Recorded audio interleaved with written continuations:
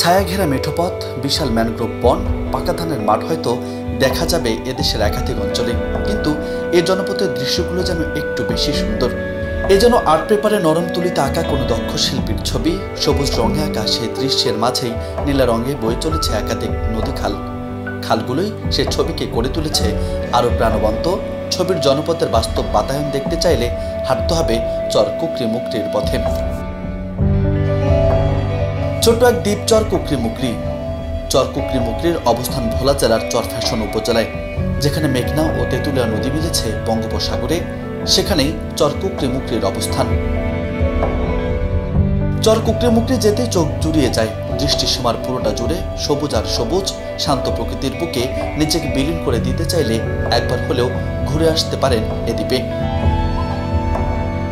ভোলা শহর থেকে প্রায় 120 কিলোমিটার দূরে এই অঞ্চলটি পরিচিত বন্যপ্রাণীর অভয়ারণ্য হিসেবে।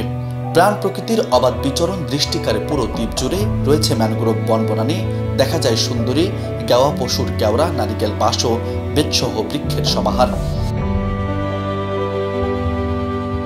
জানা যায় 90 দশকে প্রথম সংরক্ষিত শ্বাসমূলীয় ম্যানগ্রোভ বৃক্ষের বনায়ন শুরু করে বন বিভাগ।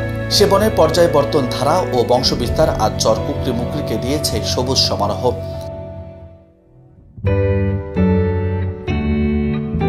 এই জনপদের মাঝে রয়েছে একাধিক ছোট্ট খাল। খালের দুয়ারে ঘন সবুজ গাছের বসতি।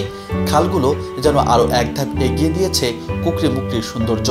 মাছ ধরা ও কৃষিকাজ চর কুকরি মুকরিতে বসবাসরত মানুষের প্রধান পেশা।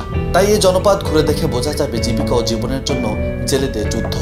এর আগেও একবার আসছি, তার চেয়ে এখন অনেকটা ডেভেলপ হয়েছে। আমরা খাবার বাসা থেকে ইয়া করে ক্যারি করে আইনা খাওয়াই। এখানে পাক করে যারা খাইতে চায় তাদেরকে দিয়ে পাতিলে দিয়ে ওইটা সব কিছু দিয়ে তাদেরকে আমরা হেল্প করি। চিংড়ি মাছ খেয়েছি, যেটা খুব মজার ছিল।